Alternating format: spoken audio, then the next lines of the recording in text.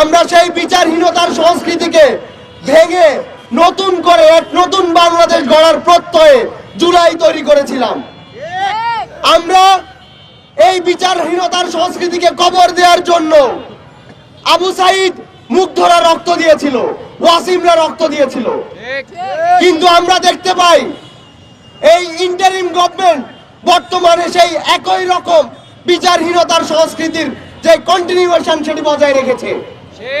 আমরা এখনো দেখতে পাচ্ছি ধর্ষকরা মুক্ত বাতাসে ঘুরে বেড়াচ্ছে, আমার বোন আসিয়া আইসিইউতে কাতরাচ্ছে, ধর্ষকদের বিরুদ্ধে থানায় এখনো মামলা নেওয়া হচ্ছে না। আমরা ইন্টারিম গভর্নমেন্টকে বলে দিতে চাই, শুধুমাত্র ক্ষমতার পরিবর্তনের জন্য আমরা রাজপথে নামিনি। আমরা শুধুমাত্র ক্ষমতার পরিবর্তনের জন্য হাজারের বেশি মানুষ জীবন দেয়নি।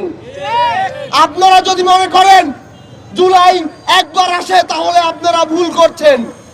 যতবার এই দেশে বিচারহীনতার সংস্কৃতি তৈরি হবে, এই দেশে বৈষম্যের জন্ম হবে, বারবার এই দেশে জুলাই আসবে।